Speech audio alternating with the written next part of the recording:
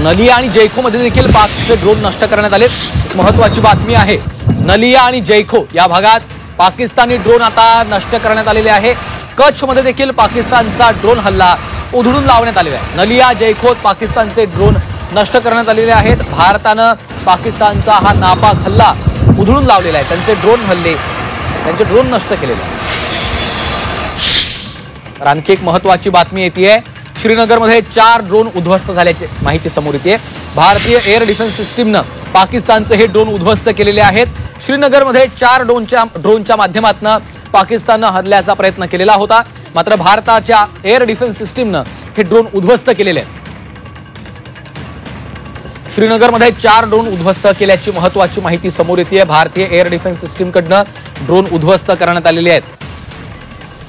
27 एप्रिलच्या पहलगाम मधल्या हल्ल्यानंतर सुरू झालेल्या दहशतवाद विरोधी मोहिमेमुळे भारतानं 7 मेला पाकिस्तानातील 9 दहशतवादी अड्ड्यांवर त्यांच्या तळांवर एअर स्ट्राईक केला आणि त्यानंतर पाकिस्तानला कडक शब्दामध्ये भारताने इशारा देखील दिला होता। दहशतवादाविरोधात कुठलंच पाऊल भारत खपवून घेणार नाही अशा पद्धतीची भारताची भूमिका राहिलेली आहे। मात्र तरी देखील शस्त्रसंधी झाल्यानंतर देखील पाकिस्तान अवघ्या काही तासातच आपल्या नापाक कुरापती करू पाहतोय आणि श्रीनगरच्या या संपूर्ण भागामध्ये पाकिस्ताननं आता ड्रोनच्या माध्यमातून हल्ले करायला सुरुवात केली आहे। दरम्यान या नकाशाच्या माध्यमातून आपण समजून घेऊयात, जम्मू असेल, श्रीनगर असेल, अखनूर, उधमपूर, बाडमेर, कच्छ, गुजरातमधील कच्छ या भागामध्ये देखील पुन्हा एकदा शस्त्रसंधीचं उल्लंघन केलेलं आहे। पाकिस्ताननं गोळीबार केलाय, ड्रोन हल्ले केलेले आहेत। या नकाशाच्या माध्यमातून आपल्याला हा संपूर्ण परिसर पाहता येतोय। गुजरातमधील कच्छमध्ये देखील पाकिस्तानकडनं अशा पद्धतीनं ड्रोन हल्ले केले जात आहेत, गोळीबार केला जातोय। प्रामुख्यानं शस्त्रसंधीचं उल्लंघन केलं जात आहे। शस्त्रसंधी झाल्यानंतर अवघ्या काही तासातच पाकिस्तानकडनं आता अशा पद्धतीच्या नापाक कुरापती सुरू आहेत। लाल चौक भागातल्या देखील परिसरामध्ये ड्रोन हल्ले करण्यात आलेले होते। लाल चौक भागात देखील ड्रोन दिसलेले होते। लाल चौक भागातील ड्रोन आता सुरक्षा दलांनी पाडलेले आहेत। पाकिस्तान पुन्हा एकदा आगळीक करतो आहे। कुरापत्या ज्या आहेत त्या पाकिस्तानच्या सुरूच आहेत। राजस्थान बरोबरच जम्मू काश्मीरच्या काही भागामध्ये पाकिस्तान घुसखोरीचा प्रयत्न करतोय, ड्रोनच्या माध्यमातून हल्ले करतोय। मात्र आता पाकचे हे सर्व हल्ले भारतानं परतवून लावलेले आहेत। लाल चौक भागातील ड्रोन देखील पाडण्यात आलेले आहेत। श्रीनगरच्या लाल चौक भागात ड्रोन दिसलेले होते, मात्र भारतीय सैन्यानं पाकिस्तानचा हा नापाक हल्ला उधळून लावलेला आहे। हे ड्रोन पाडण्यात आलेले आहेत। पाकिस्तानच्या नापाक कुरापती अद्यापही सुरूच असल्याचं आपण पाहतोय। शांती जपण्याचा निर्णय घेतला असला तरी भारतावर हल्ला झाल्यास त्याला प्रत्युत्तर हे अधिक तीव्र आणि निर्णायक पद्धतीने दिलं जाईल अशा पद्धतीची भूमिका भारतानं मांडलेली होती।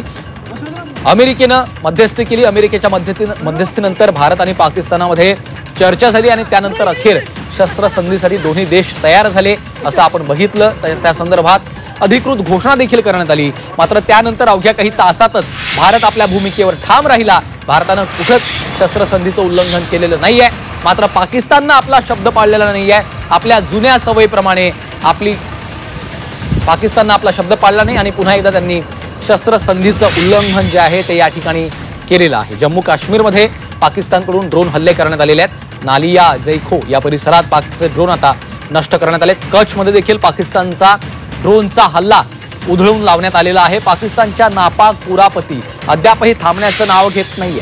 सीमावर्ती भागामध्ये पुन्हा एकदा शस्त्रसंधी झाल्यानंतर देखील पाकिस्ताननं अशा पद्धतीच्या नापाक कुरापत्या सुरू केलेल्या आहेत। लाल चौक भागातील देखील ड्रोन पाडण्यामध्ये आपल्याला यश आलेलं आहे।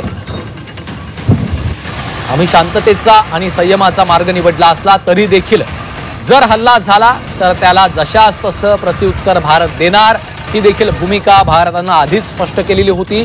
जर पाकिस्तान शस्त्रसंधीचं उल्लंघन करत असेल तर पाकिस्तानला ज्या भाषेत समजणार त्या भाषेत उत्तर दिलं जाईल असं देखील भारतानं आधीच सांगितलेलं होतं आणि पाकिस्ताननं आपल्या जुन्या सवयीप्रमाणे हा शब्द पाळलेला नाहीये। अमेरिकेच्या मध्यस्थीनंतर दोन्ही देशांनी, भारत असेल पाकिस्तान असेल, शस्त्रसंधीची तयारी दर्शवली। दोन्ही देशांकडून अधिकृत त्या संदर्भात घोषणा देखील झाल्या। त्यानंतर युद्धविरामाची घोषणा करण्यात आलेली आहे। मात्र त्यानंतर अवघ्या काही तासातच आपण पाहतोय अशा पद्धतीनं पाकिस्तान कुरापती करतोय। पाकिस्तानच्या कुरापती अद्यापही थांबत नाही आहेत। श्रीनगरमध्ये 4 ड्रोन घुसवण्याचा त्यांनी प्रयत्न केला, मात्र हे 4ही ड्रोन आपण उद्ध्वस्त केलेले आहेत। भारताच्या एअर डिफेन्स सिस्टमकडून हे ड्रोन उद्ध्वस्त करण्यात आल्याची देखील माहिती समोर येते। भारतानं आजच संयम आणि शांततेचा मार्ग स्वीकारत संध्याकाळी 5 पासून सर्व लष्करी कारवाया थांबवण्याचं जाहीर केलेलं होतं। अधिकृतपणे भारतानं आपली भूमिका जाहीर केली, मात्र त्यानंतर देखील आपण पाहतोय पाकिस्तानच्या कुरापती अद्यापही थांबण्याचं नाव घेत नाहीये। गुजरातमधील कच्छ असेल, जम्मू काश्मीरच्या विविध भागात देखील पाकिस्ताननं अशा पद्धतीनं ड्रोन हल्ले सुरू केलेले आहेत।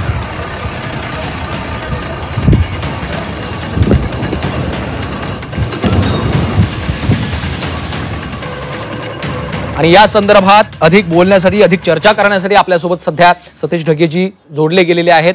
त्यांच्याशी चर्चा करूयात। ढगेजी, स्वागत आहे आपलं झी 24 तासवर। आपण पाहतोय शस्त्रसंधीसाठी दोन्ही देश तयार झाले, अधिकृत घोषणा करण्यात आली, मात्र त्यानंतर अवघ्या काही तासातच पाकिस्ताननं आपल्या जुन्या सवयीप्रमाणे कुरापती ज्या आहेत त्या सुरू केलेल्या आहेत। तुम्ही कसं पाहता याच्याकडे? नक्कीच पाकिस्तानचा इतिहास पाहता जे खरोखरच आपण म्हणतो की कुत्र्याची शेपूट वाकडी ती वाकडीच, तोच प्रत्यय पुन्हा एकदा आला। आणि 3 तासाच्या आतच जर अशा प्रकारे शस्त्रसंधीचे उल्लंघन त्या ठिकाणी होत असेल तर पुन्हा एकदा फक्त भारताच्या समोर नाही, जगाच्या समोर पुन्हा एकदा उघड झालं की पाकिस्तान हा विश्वास ठेवण्याच्या लायकीचा नाही। पण मला वाटतं यामध्ये एक प्रकारे जे आहेत वेगवेगळे फॅक्टर्स त्या ठिकाणी असणार आहेत की IMF त्याचं जे एक्सटेंडेड फंड फॅसिलिटी $1.7 बिलियन एवढ्या कर्जाचा जो हप्ता एक्सटेंडेड फंड फॅसिलिटी ही पाकिस्तानला भेटणार होती।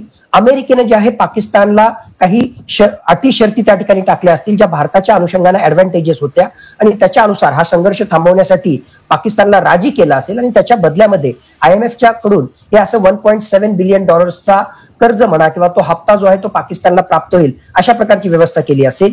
हा राजकीय नेतृत्वाने घेतलेला निर्णय होता, पण पाकिस्तानच्या लष्करामध्ये जे आहे गटातटाचं राजकारण आहे आणि असा एक ग्रुप त्या ठिकाणी असणार आहे जो एक्स्ट्रीमिस्ट इस्लामिक आयडिओलॉजीला मानणार आहे। त्यांना नक्कीच हा निर्णय मान्य त्या ठिकाणी नसेल।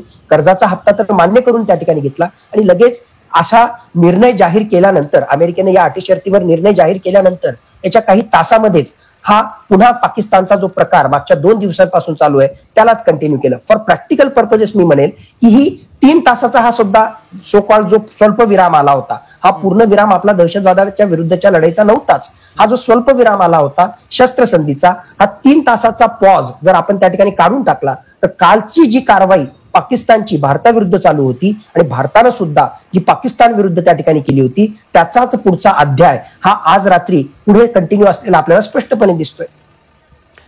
ढगेजी, मात्र शस्त्रसंधीसाठी दोन्ही देश ज्या पद्धतीनं तयार झाले, अधिकृत घोषणा करण्यात आली आणि त्यानंतर अवघ्या काही तासातच आता पाकिस्तान अशा पद्धतीच्या कुरापती करतोय। काय नेमकी आता पाकिस्तानच्या विरोधात कारवाई केली जाऊ शकते जर त्यांनी कराराचं अशा पद्धतीनं उल्लंघन केलं तर? बाकी कोणी करो की नको, सगळ्यात पहिल्यांदा जो हा भारताशी संबंधित मुद्दा आहे, म्हणून पहिली गोष्ट भारतानं म्हणजे पाकिस्ताननं जर शस्त्रसंधीचं उल्लंघन केलेलं आहे तर आता कुठल्याही अटी शर्ती त्यासाठी बांधील राहण्यासाठी भारत सुद्धा जे आहे त्या ठिकाणी बांधील राहायला पाहिजे, अशी कुठलीही अट शर्त आता भारतानं मांडली नाही पाहिजे। आणि ज्या प्रकारे काल आपण निर्णायक कारवाई पाकिस्तानमध्ये घुसून त्या ठिकाणी केली त्याचा पुढचा अध्याय आता आणखीन जे आहे पाकिस्तानच्या हद्दीमध्ये घुसून त्यांना जे आहे कारवाई करण्याची मोकळीक भारताला मिळालेली आहे आणि नक्कीच तो पुढचा अध्याय जो आहे भारतानं सुरू करावा।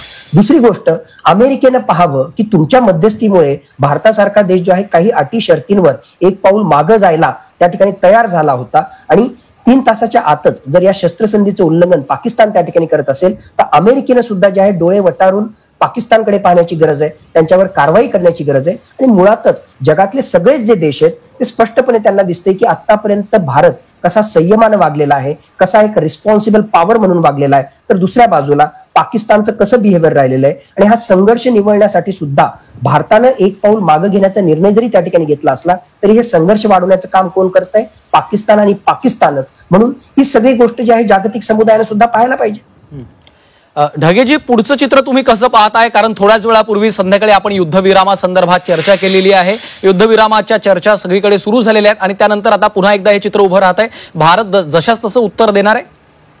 नक्कीच, माझ्या मते जशास तसं नाही, त्याच्यापेक्षा सुद्धा कितीतरी पटीने आपण ते उत्तर त्या ठिकाणी देणार आहोत असं मला वाटतं। कारण मुख्यतः हा 3 तासाचा जो पॉज आहे शस्त्रसंधीनंतरचा तो फक्त पॉज काढून घेतला तर आतापर्यंत जशी काही कंटिन्युटी पाकिस्तानकडून सुद्धा आगळी करण्याची एक प्रकारे जे आहे भारताच्या हद्दीमध्ये येऊन घुसखोरी करण्याची एअर स्पेस व्हायोलेशनच्या माध्यमातून जी सुरू होती तीच पाकिस्तानची जी आहे कंटिन्यूड आहे। आणि भारतानं सुद्धा जी कारवाई केली होती त्याच्यापेक्षा कितीतरी पटीनं आता पाकिस्तानच्या विरुद्ध भारत त्या ठिकाणी कारवाई करेल। मीनवाईल या सगळ्या कारवाया झाल्यानंतर म्हणजे या कारवाया पाकिस्ताननं सुरू केल्यानंतर हॉटलाईन वरून जे आहे DGMOचा जो त्या ठिकाणी संवाद साधला होता आणि पाकिस्तानला अगोदर रिक्वेस्ट केल्यामुळे ही शस्त्रसंधी झाली होती. हॉटलाईनच्या माध्यमातून डीजीएमओने सुद्धा पाकिस्तानच्या डीजीएमओला हे सगळं त्या ठिकाणी कळवलेलं असणार, एक प्रकारे त्यांना सज्जड दम भरला असणार. पण हे असं करू नये. पाकिस्तानचे जे नेफेरियस डिझाईन्स आहेत, म्हणजे एकूणच पाकिस्तानची ही सगळी जी करतूत आहे ही तर सगळ्या जगासमोर त्या ठिकाणी येते. म्हणून मला वाटतं फक्त तो 3 तासाचा पॉज जर आपण काढला,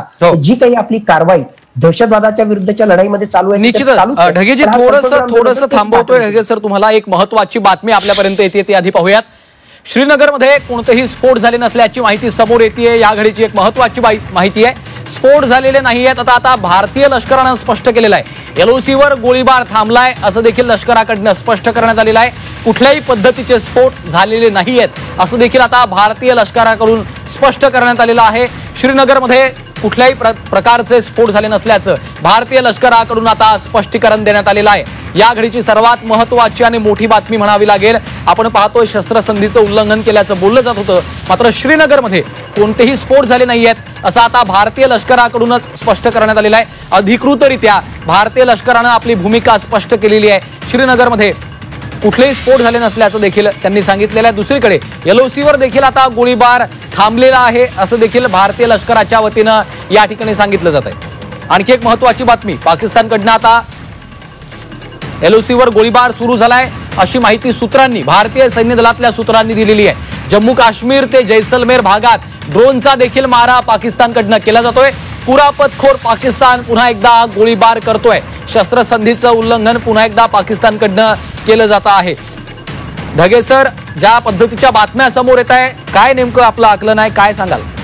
माझ्या मते संभ्रमाची स्थिती आहे ती यासाठी की फक्त रिपोर्ट्स नाही, जम्मू काश्मीरचे मुख्यमंत्री असणारे ओमर अब्दुल्ला हे जर ट्विट करून त्या ठिकाणी सांगत असतील की श्रीनगरमध्ये बॉम्ब ब्लास्ट किंवा स्फोट त्या ठिकाणी होत आहेत आणि सीज फायरचं काय झालं, तर मुख्यमंत्र्यांनी अशा प्रकारचं विधान त्या ठिकाणी करणं म्हणजे नक्कीच त्याला आपल्याला सिरियसली त्या ठिकाणी घ्यायला हवं. आणि काही ना काही प्रूफ असल्याशिवाय किंवा काही ना काही त्याचं बॅकग्राऊंड असल्याशिवाय मुख्यमंत्री जे आहेत अशा प्रकारचं विधान किंवा अशा प्रकारचं ट्विट करणार नाही. एका बाजूला ते आहे, तर दुसऱ्या बाजूला ती सूत्रांच्या माहितीच्या अनुसार तुम्ही जे सांगताय की लष्कराचं असं म्हणणं आहे की ते बॉम्ब त्या ठिकाणचे जे आहेत ब्लास्ट त्या ठिकाणी नाही. 2 मिनिटांसाठी श्रीनगरची परिस्थिती अशी आहे असं जरी आपण मानलं तरी ते फक्त एक अपवाद म्हणून एका ठिकाणी झालेलं नाही.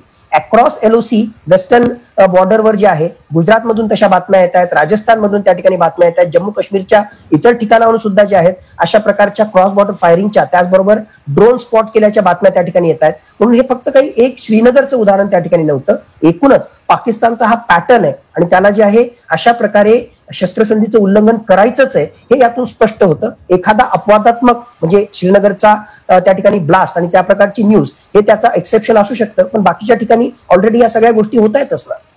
निश्चितच हा मुद्दा देखील महत्वाचा आहे, कारण इतर भागातनं देखील बातम्या येत आहेत. थोडंसं थांबवतोय ढगे सर, एक महत्वाची बातमी आपल्यापर्यंत पोहोचतीये. नगरोटामध्ये देखील पाकिस्तानचे ड्रोन आता भारताकडनं उद्ध्वस्त करण्यात आलेले आहेत. बारामुल्लामध्ये भारताकडून पाकिस्तानचे 11 ड्रोन नष्ट करण्यात आलेत. नगरोटा या परिसरात पाकिस्ताननं ड्रोन घुसवण्याचा प्रयत्न केला, मात्र भारतानं आता हा हल्ला परतवून लावलाय आणि इतकंच नव्हे तर आता पाकिस्तानी ड्रोन नष्ट करण्यात आलेले आहेत. पाकिस्तानी ड्रोनचे तुकडे देखील करण्यात आलेले आहेत. या दृश्यांच्या माध्यमातून आपण पूर्ण चित्र आपल्या समोर स्पष्ट होतंय. अमृतसर, पठाणकोट, गुरदासपूर असेल, जालंधर असेल, भटिंडा असेल, या शहरामध्ये या परिसरामध्ये आता पूर्णतः ब्लॅकआउट करण्यात आलेला आहे. ही आताची ताजी दृश्य आपण झी24 तासच्या माध्यमातून पाहतोय. अमृतसरमध्ये असेल, पठाणकोट, त्याचबरोबर गुरदासपूर, भटिंडा आणि जालंधर, पंजाब मधला महत्वाचा भाग, या सीमावर्ती भागामध्ये आता पूर्णतः ब्लॅकआउट झाल्याचं आपल्याला दिसतं आहे. कुठल्याही क्षणी हल्ला होऊ शकतो, ड्रोन अटॅक होऊ शकतो, मिसाईल सोडलं जाऊ शकते आणि त्या भीतीनं खबरदारी पोटीच हा संपूर्ण काळजी घेतली जाते. दरम्यान या मॅपच्या माध्यमातून समजून घेऊयात. श्रीनगर असेल, जम्मू, अखनूर, त्यानंतर बाडमेर, उधमपूर आणि गुजरातमधील कच्छ या भागामध्ये पाकिस्ताननं कुरापती केलेली आहे. ड्रोनच्या माध्यमातून हल्ला करण्याचा प्रयत्न या संपूर्ण सीमावर्ती भागामध्ये आपल्याला झालेला दिसतोय. पाकिस्ताननं पुन्हा एकदा कुरापती सुरू ठेवलेल्या असून शस्त्रसंधीचं उल्लंघन केलेलं आहे. राजस्थान आणि गुजरातमधील ड्रोन भारताकडनं आता नष्ट करण्यात आले. निश्चितच ढगे सर, आपण जे बोलत होतो श्रीनगरमध्ये देखील हल्ला झाला नसल्याचं भारतीय लष्करानं म्हटलं असेल तरी राजस्थान आहे, गुजरात आहे, गुजरातमधील कच्छ सारखा भाग आहे, त्या ठिकाणून देखील गोळीबाराच्या बातम्या येत आहेत, ड्रोनच्या बातम्या येतात. आणखी एक महत्त्वाचा मुद्दा, जर पाकिस्तान शस्त्रसंधीला तयार होतं अधिकृतपणे, त्यानंतर अवघ्या काही तासामध्ये पाकिस्तानकडनंच अशा पद्धतीच्या कुरापती सुरू आहेत. घरातली भांडणं सोडवता येत नाहीयेत, एक्स्ट्रीमिस्ट ग्रुप जो आहे त्याला सांभाळता येत नाहीये. नक्कीच, म्हणजे त्याला एक्स्ट्रीमिस्ट ग्रुपला तर सांभाळता येतच नाही आणि त्यांचा इतका जबरदस्त पगडा लष्करावर आहे की लष्करामध्ये सुद्धा जे आहे गटातटाचं त्या ठिकाणी राजकारण आहे. मुळातच साधारणतः असं असतं की कुठल्याही देशाला एक सरकार असतं जे लोकांनी निवडून दिलेलं असतं डेमोक्रेसीमध्ये, आणि त्या सरकारच्या अखत्यारीत एक लष्कर त्या ठिकाणी काम करत असतं. पाकिस्तानचा सगळा प्रकारच वेगळा आहे. तिथे जे आहे मुख्यतः लष्कर आहे आणि ते लष्कर ठरवतं की सरकारमध्ये कोण असावं आणि कोण नसावं. पॉप्युलर लीडर असलेले इम्रान खान सुद्धा जर लष्कराच्या विरुद्ध काही भाषा त्या ठिकाणी बोलत असतील तर त्यांना जेलमध्ये टाकण्याचं काम हे पाकिस्तानमध्येच होऊ शकतं. आणि आज घडीला सुद्धा त्या ठिकाणचा कर्ता करविता हा शहबाज शरीफ नाहीये, तर मुल्ला मुनीर, जनरल असीम मुनीर जे त्यांचे लष्कर प्रमुख आहेत तो त्या ठिकाणी आहे. आणि तसंही आपण जर पाहिलं तर शहबाज शरीफ हे अत्यंत वीक प्राईम मिनिस्टर त्या ठिकाणी मानले जातात आणि राजकीय नेतृत्वानं हा सगळा निर्णय त्या ठिकाणी घेतला असेल. राजकीय नेतृत्वाच्या निर्णयाला काहीही अर्थ नाही, हे 3 तासामध्येच पुन्हा एकदा पाकिस्तानच्या लष्करानं जगासमोर दाखवून दिलेलं आहे. आणि त्यामुळे पाकिस्तान किती फेल्ड स्टेट आहे, पाकिस्तान किती इररिस्पॉन्सिबल नेशन आहे, पाकिस्तान फक्त नावालाच लोकशाही आहे, या सगळ्या गोष्टी ज्या आहेत पुन्हा एकदा जगासमोर उघडवत आहेत. निश्चितच लष्करानं पुन्हा एकदा ओव्हर रूल केलेला आहे असंच म्हणावं लागेल. एक महत्त्वाची बातमी देखील आपल्यापर्यंत पोहोचली आहे.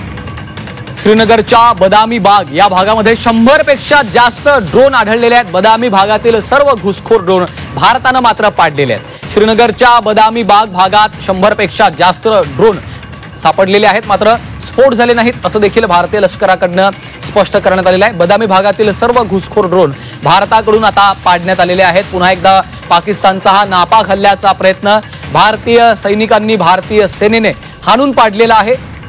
श्रीनगरच्या बदामी बाग या परिसरामध्ये 100 पेक्षा जास्त ड्रोन पाडण्यामध्ये आता भारताला यश आलेलं आहे. मात्र पाकच्या कुरापती अजूनही सुरूच असल्याचं पाहायला मिळतं.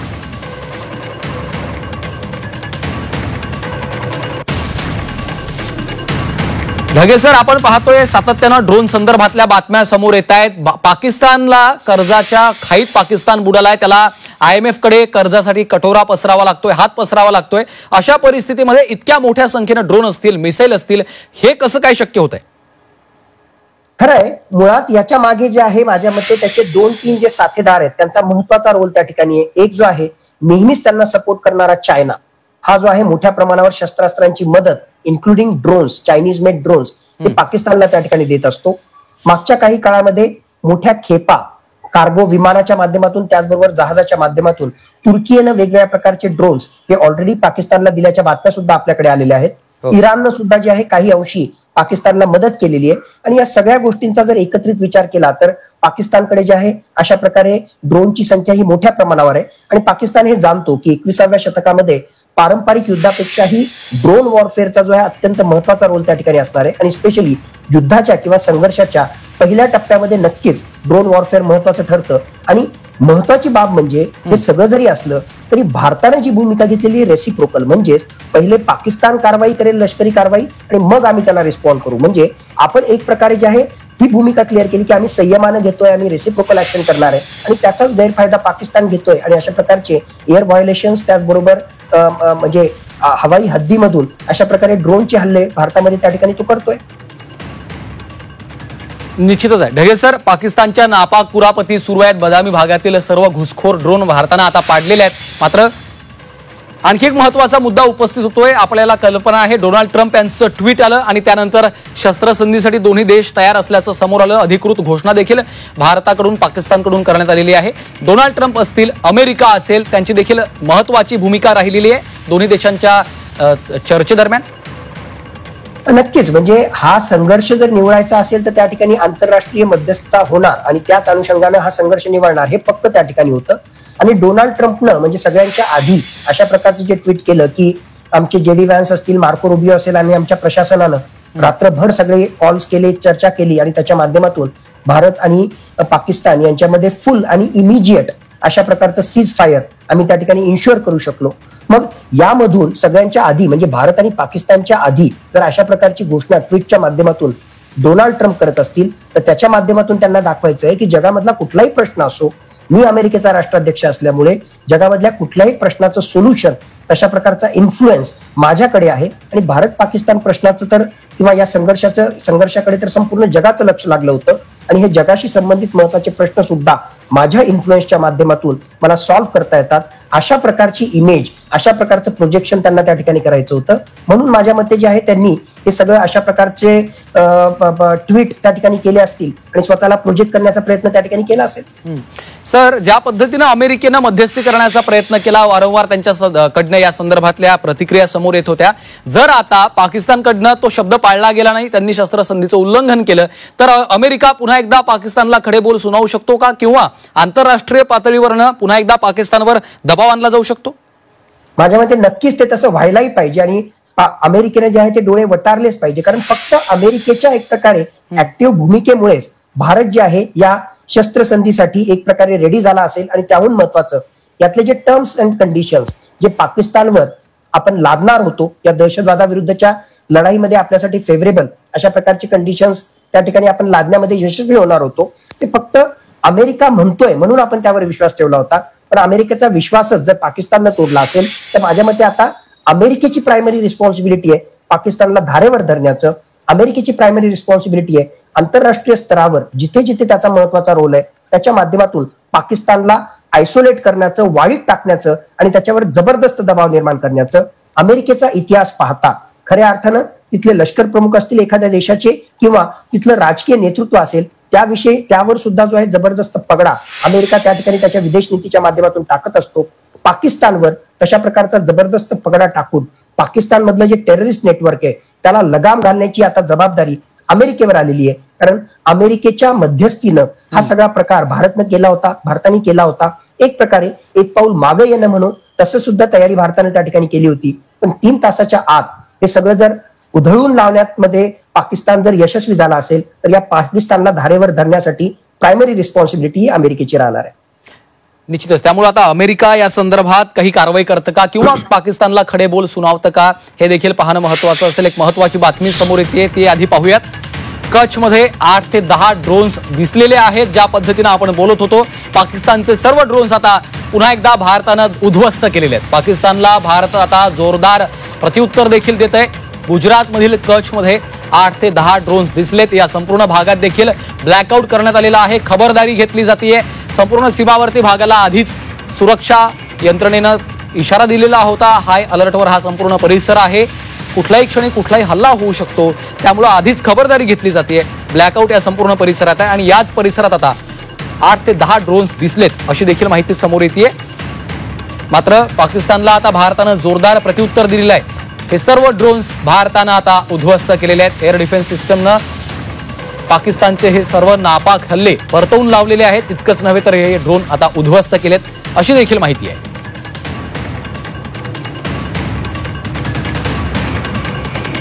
ढगे सर, आपण ज्या पद्धतीनं बोलत होतो केवळ जम्मू काश्मीरच नव्हे तर जो सीमावर्ती भाग आहे त्याच्यामध्ये गुजरातमधील कच्छचा देखील परिसर येतो. त्या भागात देखील पाकिस्तान सातत्यानं अशा पद्धतीनं घुसखोरी करण्याचा प्रयत्न करतोय. ड्रोन हल्ले सातत्यानं करतोय. नक्कीच. म्हणजे मागच्या दोन दिवसाचा एकूणच आपण परामर्श त्या ठिकाणी घेतला तर लेह लडाख पासून, काश्मीर व्हॅली पासून, जम्मू पासून, पंजाब, हरियाणा, राजस्थान आणि गुजरातच्या कच्छ पर्यंत म्हणजे भारताच्या वेस्टर्न बॉर्डरवर अशा प्रकारे एअर स्पेस व्हायोलेशनच्या माध्यमातून पाकिस्तान जो आहे अशा कुरघोड्या करण्याचा प्रयत्न करतच आलेला आहे. आणि अधिकृतरित्या भारताच्या प्रेस ब्रीफिंग मध्ये सुद्धा 200 ते 300 ड्रोन्स एकाच दिवशी भारतामध्ये धाडण्याचं काम पाकिस्ताननं त्या ठिकाणी केलं होतं. आणि माझ्या मते आजची कारवाई जर पाहिली, जसं सुरुवातीलाच मी म्हटलं, 5 ते 8 यामध्ये फक्त जे आहे शस्त्रसंधीशी संबंधित आपण चर्चा केली किंवा तशा प्रकारे एक प्रकारे या संघर्षाला स्वल्पविराम देण्यासाठी जी आहे पोषक परिस्थिती निर्माण झालेली आहे असं आपल्याला त्या ठिकाणी वाटत होतं. पण हे 5 ते 8चा संध्याकाळच्या 5 ते 8चा या शस्त्रसंधीशी संबंधित जो पॉज आहे तो जर आपण काढून टाकला तर कालची जी प्रक्रिया त्या ठिकाणी सुरू होती पाकिस्तानची कुरघोडी करण्याची आणि त्याहून महत्वाचं भारतानं पाकिस्तानमध्ये घुसून कडक कारवाई करण्याची, तोच ट्रेंड आज त्या ठिकाणी सुरू आहे. पाकिस्ताननं तो ट्रेंड सुरू केला आणि माझ्या मते तो ट्रेंड आजच्या पहाटेपर्यंत एंड भारतानं जे आहे त्याच्यापेक्षा दुपटीनं कारवाई करून त्या ठिकाणी करावा. निश्चितच आणि त्याच पद्धतीचं जोरदार प्रत्युत्तर देखील त्यांना दिलं जात आहे. सर्व ड्रोन जे आहेत ते उद्ध्वस्त केले जातात. ज्या पद्धतीच्या बातम्या समोर येत आहेत त्याच्यामधनं हे स्पष्ट होतंय. आणखी एक महत्त्वाचा मुद्दा ढगे सर, आपण ज्या पद्धतीनं बोलत होतो, जर शस्त्रसंधीसाठी दोन्ही देश तयार झाले आणि त्यानंतर काही तासात ह्या घडामोडी सुरू झाल्या, ज्या पद्धतीचा उल्लेख तुम्ही अगदी व्यवस्थित केला, स्वल्प विराम तुम्ही त्याला म्हणाला आहात, मात्र त्यानंतर देखील LOCवर असेल, इतर भागामध्ये असेल, पाकिस्ताननं गोळीबार सुरू केला. काय मेसेज देण्याचा प्रयत्न, पाकिस्तान याच्या मागे मेसेज देण्याचा प्रयत्न असू शकतो का? आंतरराष्ट्रीय पातळीवरती आम्ही घाबरलेलो नाहीये, हा मेसेज याच्यामध्ये असू शकतो? माझ्या मते त्यामध्ये मेसेज क्लिअर आहे की आमचा भारत द्वेष जो आहे, असे कुठलेही नियम लावले, अशी कुठलीही शस्त्रसंधी केली तरी आमचा भारत द्वेष काही कमी होणार नाही. आमचा काश्मीरचा राग आळवण्याचा आम्ही काही कमी करणार नाही. आम्ही भिकेला लागलो, आम्ही उपाशी जरी मेलो तरी सुद्धा जे आहे भारताविरुद्ध आम्ही लढण्याचा प्रयत्न करणारच आहोत. ही त्याची जी भूमिका आहे आणि भारताचा संयम म्हणजे कसा वीकनेस आहे हेच आम्ही दाखवण्याचा प्रयत्न करणार आहोत. या सगळ्या कारवाईमधून हाच मेसेज जगासमोर त्या ठिकाणी जातोय. आणि माझ्या मते आपण सुद्धा आता ही संयमाची भूमिका म्हणजे एक प्रकारे आपली जी स्ट्रॅटेजी आहे, जे 3 कीवर्ड्स आपण मागच्या काही दिवसांमध्ये वेळोवेळी त्या ठिकाणी ऐकतोय आपल्या प्रेस ब्रीफिंग मधून सुद्धा, एक म्हणजे रेसिप्रोकल नेचर, पाकिस्तान ज्या प्रकारे आपल्याशी म्हणजे कारवाई करेल त्याच प्रमाणामध्ये जे आहे आम्ही त्याच्याशी कारवाई त्या ठिकाणी करू. रेसिप्रोकल नेचर, रिस्ट्रेंड, एक प्रकारे जे आहे संयमानं आम्ही आमची भूमिका घेऊ. आणि तिसरा जो आहे लिमिटेड, अशा प्रकारची आमची ही कारवाई त्या ठिकाणी असेल.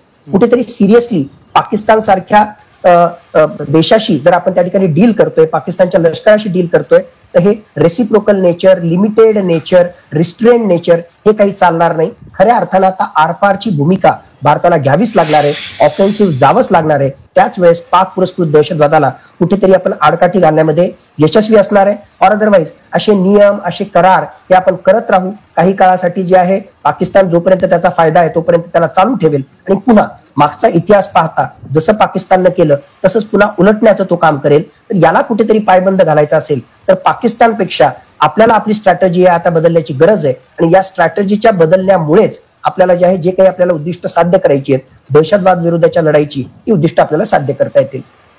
निश्चितच त्यामुळे आपण संयमी असलो तरी देखील जशाच तसं उत्तर देखील दिलं जाईल असं देखील सांगितलं जातं. एक महत्वाची बातमी येते, केंद्रीय गृह सचिव आणि IB संचालकांची बैठक, सर्व राज्यांच्या मुख्य सचिवांसोबत ही बैठक आहे. सद्यस्थितीच्या पार्श्वभूमीवर ही बैठक बोलावण्यात आलेली आहे. या घडीची महत्वाची बातमी आपण पाहतोय. व्हिडिओ कॉन्फरन्सिंगच्या माध्यमातून ही बैठक पार पडते. आता घडामोडींना, हालचालींना वेग आलेला आपल्याला पाहायला मिळतोय. केंद्रीय गृह सचिव असतील, IB संचालक असतील, त्यांची ही महत्वाची बैठक आहे. सर्व राज्यांच्या मुख्य सचिवांसोबत ही बैठक पार पडतीये आणि व्हिडिओ कॉन्फरन्सिंगच्या माध्यमातून ही बैठक पार पडत आहे. गृह सचिव आणि IB संचालकांची ही महत्वाची बैठक पार पडत आहे. व्हिडिओ कॉन्फरन्सिंगच्या माध्यमातून तातडीची बैठक बोलावण्यात आलेली आहे. सद्यस्थितीचा आढावा या बैठकीमध्ये घेतला जाणार आहे. सद्यस्थितीच्या पार्श्वभूमीवर या बैठकीचं आयोजन करण्यात आलेलं आहे. कारण पाकिस्ताननं पुन्हा एकदा आपल्या नापाक कुरापती सुरू केलेल्या आहेत. ड्रोनच्या माध्यमातून असेल, पाकिस्तान पुन्हा एकदा घुसखोरी करण्याचा प्रयत्न करतोय. त्यामुळं खबरदारीचा उपाय म्हणून आपण पाहतोय की विविध शहरांमध्ये आपण ब्लॅकआउट देखील केलेला आहे. ब्लॅकआउटचा निर्णय घेतलेला आहे. श्रीनगरमध्ये देखील आपण पाहतोय ड्रोन उडवण्यात आले, ड्रोन घुसवण्यात आलेत. अनंतनाग असेल, उधमपूर, जैसलमेर, त्याचबरोबर राजासांसी या परिसरात देखील पाकिस्ताननं घुसखोरीचा प्रयत्न केला. पाकिस्ताननं शस्त्रसंधीचं उल्लंघन केलं, गोळीबार केला आणि अशा पद्धतीनं ड्रोन घुसवलेत. मात्र भारतानं देखील जशाच तसं प्रत्युत्तर पाकिस्तानला दिलेलं आहे. भारतानं पाकिस्तानचे हे सर्व ड्रोन हल्ले हाणून पाडलेले आहेत, त्यांचे ड्रोन देखील उद्ध्वस्त केलेले आहेत. या दृश्यांच्या माध्यमातून आपण पाहतोय की कशा पद्धतीनं पाकिस्ताननं ड्रोन घुसवण्याचा प्रयत्न केला. मात्र त्यांचे हे सर्व ड्रोन आता भारताच्या सेनेनं, लष्करानं उद्ध्वस्त केलेले आहेत आणि पुन्हा एकदा पाकिस्तानला आपण जशाच तसं उत्तर या ठिकाणी दिलेलं आहे. जम्मू काश्मीरमध्ये पुन्हा एकदा ड्रोन हल्ल्याचा नापाक प्रयत्न या ठिकाणी पाकिस्ताननं केलेला आहे. भुजमधील ड्रोन हल्ला देखील भारतानं आता उधळून लावलेला आहे. गुजरातच्या भुजमध्ये ड्रोन दिसलेत अशी माहिती आहे. मात्र भारतानं हे ड्रोन हल्ले उधळून लावलेले आहेत. ढगे सर, आपण पाहतोय एकीकडे ड्रोन हल्ले सुरूच आहेत, भारत देखील त्याला जशाच तसं उत्तर देतोय. दिल्लीमध्ये देखील आता घडामोडी वाढणार आहेत कारण गृह सचिवांची एक महत्वाची बैठक देखील सुरू झाली आहे. नक्कीच तुम्ही जशी बातमी दिली त्याच्यानुसार गृह सचिव त्या ठिकाणी बैठक घेत आहेत आणि त्याचबरोबर IBचे संचालक हे सुद्धा त्या ठिकाणी आहेत. मुळात जर तसं पाहिलं तर म्हणजे हे सगळं शस्त्रसंधीचं उल्लंघन आणि बाकी बाबी मुख्यतः इंडियन आर्मी, नेव्ही, एअरफोर्स याच्याशी संबंधित त्या ठिकाणी असतात.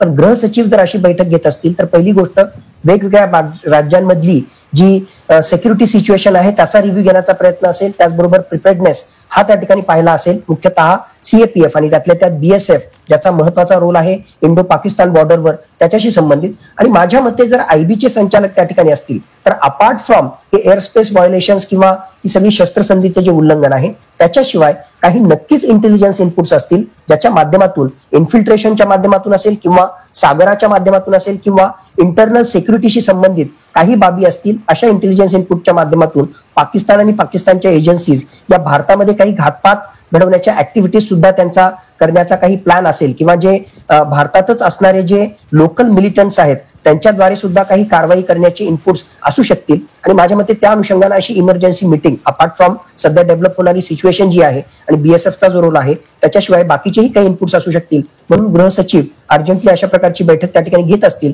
आणि तशा प्रकारचे निर्देश ते त्यांना देतील.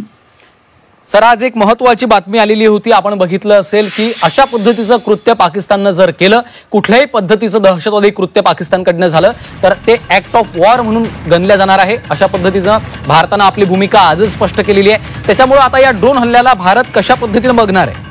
माझ्या मते नक्कीच आपली अग्रेसिव्ह भूमिका त्या ठिकाणी असणार आहे. आणि जसा काल आपण जी सुरुवात केली होती, मी पुन्हा तेच सांगतोय की पाकिस्ताननं जो आहे कालचाच कित्ता पुन्हा गिरवण्याचा प्रकार त्या ठिकाणी केलेला आहे आणि भारतानं सुद्धा त्याला काल जे आहे रिस्पॉन्ड त्या ठिकाणी केलं होतं.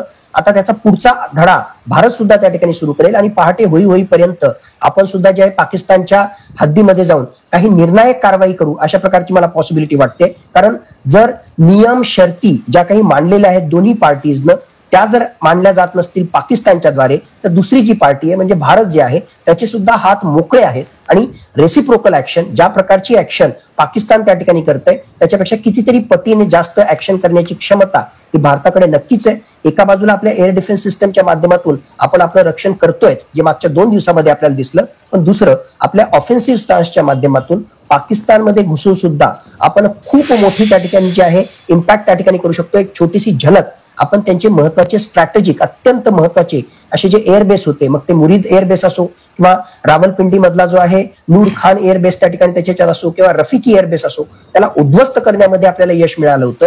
हे जर आपण पाकिस्तानच्या GHQ general headquarter army headquarter असणाऱ्या ठिकाणामध्ये जाऊन जर आपण करू शकतो तर पाकिस्तानचा कुठलाच भाग नाही किंवा पाकिस्तानचं कुठलं स्थान नाही ज्याला आपण अटॅक करू शकत नाही. ती क्षमता नक्कीच आपल्याकडे आहे, पण ती क्षमता कधी वापरायची याचा निर्णय करण्याची गरज आहे. आणि माझ्या मते जर अशा प्रकारची आगळीक पाकिस्तानद्वारा वेळोवेळी होत असेल आणि दॅट टू एक प्रकारे तुमच्यावर विश्वास टाकल्यानंतर सुद्धा जर होत असेल तर माझ्या मते कुठेतरी रेड लाईन जी आहे आता पाकिस्ताननं क्रॉस केलेली आहे आणि त्याच्यामुळे आपल्याला आरपार जाण्याची खऱ्या अर्थानं गरज निर्माण झालेली आहे.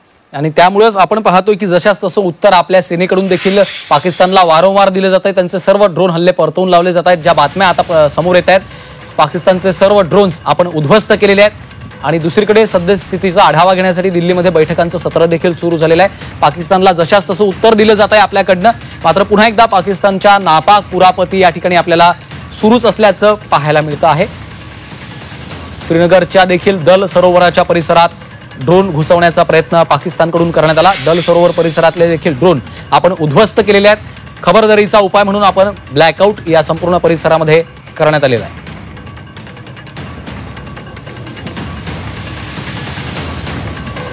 एक महत्वाची बातमी देखील आपल्यापर्यंत समोर येते.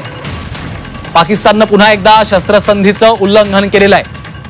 अमृतसरमध्ये सायरन वाजल्यानंतर ब्लॅकआउट करण्यात आलेला आहे. अमृतसरमध्ये आपण थोड्याच वेळापूर्वी बघितलं होतं एअरपोर्टच्या जवळ पाकिस्तानी ड्रोन दिसल्याची माहिती आहे. अमृतसरमध्ये सायरन वाजल्यानंतर आता ब्लॅकआउट करण्यात आलेला आहे. सायरन वाजल्यानंतर खबरदारीचा उपाय म्हणून संपूर्ण परिसरामध्ये ब्लॅकआउट केलं गेलंय. पाकिस्ताननं पुन्हा एकदा शस्त्रसंधीचं उल्लंघन केलेलं आहे. अमृतसर एअरपोर्टच्या जवळच आपण आता पाहतोय पाकिस्तानी ड्रोन आढळल्यामुळे संपूर्ण परिसरामध्ये अशा पद्धतीचं ब्लॅकआउट करण्यात आलंय.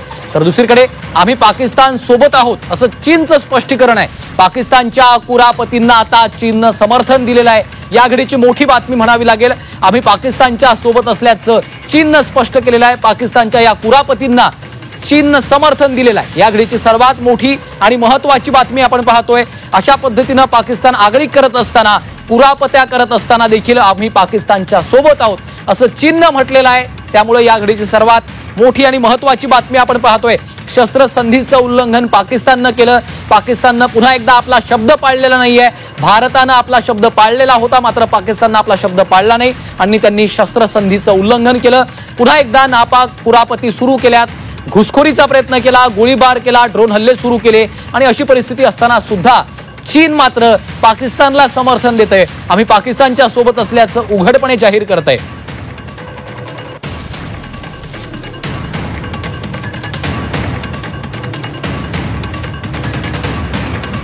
अमृतसरमध्ये सायरन वाजल्यानंतर आता ब्लॅकआउट करण्यात आलेला आहे. अमृतसर एअरपोर्टच्या जवळच हे पाकिस्तानी ड्रोन दिसलेले आहेत. मात्र आता या संपूर्ण परिसरामध्ये खबरदारीचा उपाय म्हणून ब्लॅकआउट देखील करण्यात आलेला आहे.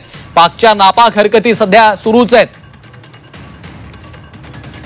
सतीश ढगे सर देखील आपल्यासोबत जोडलेले आहेतच. ढगे सर, एक महत्वाची बातमी आपल्यापर्यंत येते. चीननं मात्र आता पाकिस्तानला समर्थन दिलेलं आहे. पाकिस्ताननं शब्द मोडला. पाकिस्ताननं आपली वाईट जी सवय आहे, जुनी जी सवय आहे, ते पुन्हा एकदा जगाला दाखवून दिली आणि अशा परिस्थितीमध्ये चीन पाकिस्तानला समर्थन देतोय. तुम्ही कसं पाहताय चीनच्या भूमिकेकडे?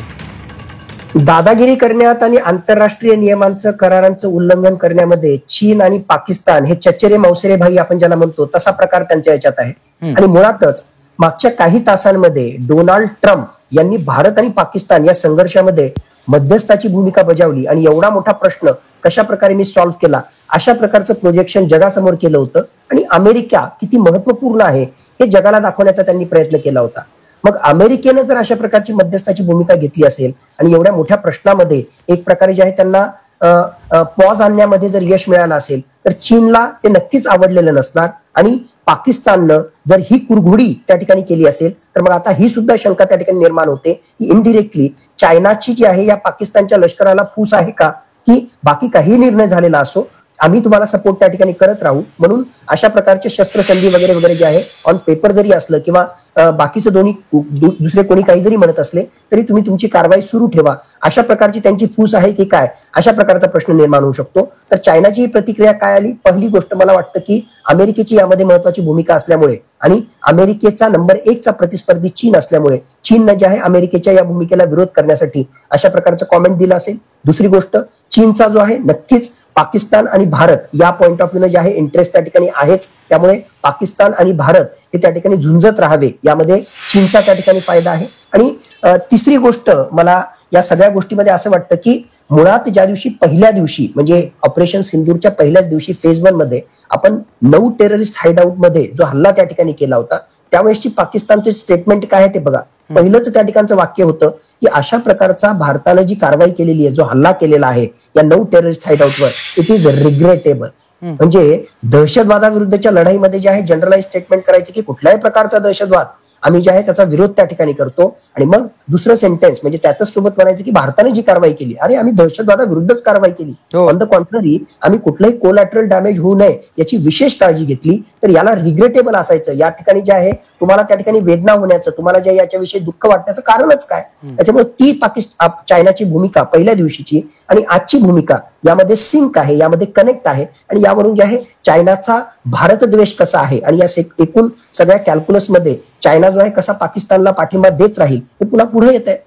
सर, हाच मुद्दा पुन्हा एकदा तुम्हाला विचारायचा आहे की जर चीनची फूस असेल पाकिस्तानला, पाकिस्तान आणि भारतामध्ये अशा पद्धतीचं युद्ध घडत राहावं, हे दोन देश झुंजत राहावेत असं जर चीनला वाटतं तर त्यामागे काय नेमकं कारण असू शकतं? अमेरिकेचा एक अँगल तुम्ही सांगितला, दुसरा याच्यामध्ये आणखी चीनचा काय हेतू असू शकतो? दोन महत्वाचे फॅक्टर माझ्या मते आहेत. एक जे आहे चायना पाकिस्तान इकॉनॉमिक कॉरिडॉरच्या अनुषंगानं ऑलरेडी 62 बिलियन 62 अरब डॉलर्स एवढं जे आहे इन्व्हेस्टमेंट चायना पाकिस्तान इकॉनॉमिक कॉरिडॉरमध्ये केलेलं, म्हणजे प्रचंड पैसा त्याच्यामध्ये गुंतलेला आहे. आणि एवढंच नाही, अरब देशांकडून जे खनिज तेल येणार आहे ते या चायना पाकिस्तान इकॉनॉमिक कॉरिडॉरच्या माध्यमातून डायरेक्टली चायनामध्ये पोहोचणार आहे. और अदरवाईज त्याच्यासमोर जे एक जिओ पॉलिटिक्समध्ये आपण टर्म त्या ठिकाणी यूज करतो की स्ट्रेट ऑफ मलक्का डायलेमा, म्हणजे त्याला खूप दुरून फिरून यावं लागतं आणि त्याच्या जहाजांना त्याच्या माध्यमातून अरब राष्ट्रांमधून तेल किंवा वेगवेगळ्या प्रकारच्या वस्तू आणाव्या लागतात. मग चायना पाकिस्तान इकॉनॉमिक कॉरिडॉरच्या माध्यमातून चायनासाठी जे आहे अत्यंत महत्वाचं ठरणारे सगळ्यात पुढच्या गणिताच्या अनुषंगानं आणि चायना पाकिस्तान इकॉनॉमिक कॉरिडॉरचा भाग हा पाकव्याप्त काश्मीरमध्ये जातो. आणि भारतानं जर खरोखरच अशा प्रकारची निर्णायक भूमिका घेतली आणि पाकव्याप्त काश्मीर सुद्धा जो आहे आपल्या ताब्यामध्ये घेण्याचा प्रयत्न भविष्यामध्ये त्या ठिकाणी केला तर चायनाचं तर जे आहे सगळंच गणित त्या ठिकाणी बिघडून जाईल. हा एक अँगल आहे. आणि दुसरा त्याहून महत्वाचा अँगल की ईस्टमध्ये म्हणजे संपूर्ण जगाच्या पूर्वेकडचे देश जर आपण कन्सिडर केले तर ज्यामध्ये चायनाही आहे आणि दुसरा जो आहे भारत, हे दोन महत्वाची इमर्जिंग पॉवर आहेत. चायनाचं असं म्हणणं आहे की in the east there rises only one sun, म्हणजे या ईस्टर्न वर्ल्डमध्ये फक्त एकच दादा आहे, एकच सूर्य त्या ठिकाणी आहे, तो म्हणजे चायना. म्हणजेच भारताचा उदय होऊ नये ही चायनाची मुख्य भूमिका आहे. मग भारताचा उदय होऊ नये, त्याला जर सप्रेस करायचं असेल, दाबायचं असेल तर कुठेतरी त्याला झुंजवत ठेवणं. आणि त्याच अनुषंगानं पाकिस्तानला प्यादा म्हणून चायना आजघडीला वापरतोय. पाकिस्तान आणि भारत हे जर झुंजत राहिले, भारताला आपण त्या संघर्षामध्ये जर अडकून ठेवलं, अशा प्रकारच्या युद्धाच्या परिस्थितीमध्ये राहिलं तर जे आहे चायनाला एक प्रकारे भारतावर एक प्रकारे जे आहे कुरघोडी करण्यासाठी म्हणा किंवा एक प्रकारे ऍडव्हान्टेजेस पोझिशन मध्ये राहण्यासाठी फायदा मिळू शकेल. ती दुसरी गोष्ट. आणि तिसरी गोष्ट, जर खरोखरच फुल फ्लेज वॉर पाकिस्तान सोबत जर भारताचं त्या ठिकाणी छेडलं गेलं, म्हणजे भारताचं सैन्य मॅक्सिमम जर त्याच्या पश्चिमी सीमेवर इन्व्हॉल्व्ह त्या ठिकाणी होत असेल तर पूर्वेची आणि उत्तरेकडची जी सीमा आहे, ज्या ठिकाणी चायना आपला नेबरिंग नेशन आहे, तर चायना नक्कीच तिथून जे आहे अरुणाचल प्रदेशच्या भागामध्ये त्याचबरोबर लडाखच्या भागामध्ये कुरघोडी करण्यासाठी त्याला पोषक वातावरण निर्माण होऊ शकतं. आणि अशा प्रकारच्या टू फ्रंट वॉरच्या सिनारिओला भारताला सामोरं जावं लागू शकतं. ही परिस्थिती चायना जाणतो. म्हणून या सगळ्या फॅक्टरचा जर एकत्रित विचार केला तर त्यामुळे तो पाकिस्तानला जे आहे, जोपर्यंत त्याचं हित पाकिस्तान सोबत जुडलेलं आहे, भारत हा फॅक्टर जोपर्यंत आहे तोपर्यंत आर्थिकदृष्ट्या, डिप्लोमॅटिक पॉईंट ऑफ व्ह्यूनं, शस्त्रास्त्रांच्या पॉईंट ऑफ व्ह्यूनं त्याला मदत करत राहील ही शक्यता जास्त आहे. सर, ज्या पद्धतीनं चीनचे याच्या मागे आपण बघितलं व्यापारी हितसंबंध असतील, आर्थिक हितसंबंध देखील लपलेले आहेत, दडलेले आहेत, त्यामुळेच खरं तर पाकिस्तानला अशा पद्धतीची फूस चीन सातत्यानं लावतोय. मात्र अशा काळामध्ये जेव्हा दोन देश युद्धाच्या उंबरठ्यावर उभे आहेत, भारत आणि पाकिस्तान सारखे, चीन सरळ उघड जर पाकिस्तानला पाठिंबा देत असेल तर भारतासोबतचे देखील आपले संबंध बिघडू शकतात किंवा त्याच्यामध्ये आपल्याला नुकसान होऊ शकतं. याचा कुठेतरी चीनला फटका बसणार नाही येत्या काळात. भूमिका त्या ठिकाणी त्याच्यात आहे, पण जनरलाइज स्टेटमेंट तर त्यानं दिलंच ना की बाबा दहशतवादाचा जो आहे, दहशतवादाचं आम्ही खंडन करतो, पण ते जनरलाइज स्टेटमेंट आहे. तुमची उक्ती आणि कृती यामध्ये खूप मोठा फरक आहे. तर त्या अनुषंगाने हे खरं आहे, पण मग याचा सगळ्याच गोष्टी ज्या 100% चायनाच्या काही फेवरच्या होऊ शकत नाही. म्हणून त्यातला जो मध्य पॉइंट आहे तो चायना त्या ठिकाणी घेण्याचा प्रयत्न करेल की आम्ही तर बाबा दहशतवादाविरुद्धची भूमिका घेतलेली आहे, पण चायना आमचा मित्र आहे म्हणून आम्ही सपोर्ट करणार. आणि दुसऱ्या बाजूला जे आहे भारतासोबतचे जे आहेत व्यापारी संबंध सुधारण्यासाठी आम्ही प्रयत्न करणार. म्हणजे दोन्ही बाजूने जे आहे व्यापाराच्या दृष्टिकोनातून भारत महत्वाचा आहे आणि सामरिक अनुषंगाने जे आहे पाकिस्तान महत्वाचा आहे. या दोन्ही डगरीवर पाय ठेवण्याचा प्रयत्न येणाऱ्या काळामध्ये चायना त्या ठिकाणी करू शकतो. निश्चितच दोन दगडांवर पाय ठेवण्याचा प्रयत्न चीनच्या माध्यमातून या ठिकाणी केला जातोय. आणि दुसरीकडे आता पाकिस्तानच्या देखील कुरापती सुरूच आहेत. या सगळ्या संदर्भात तुम्ही सविस्तर विश्लेषण केलं, चर्चा केली, त्यासाठी धन्यवाद सतीश ढगे सर. तुम्ही जोडला गेलेला होतात.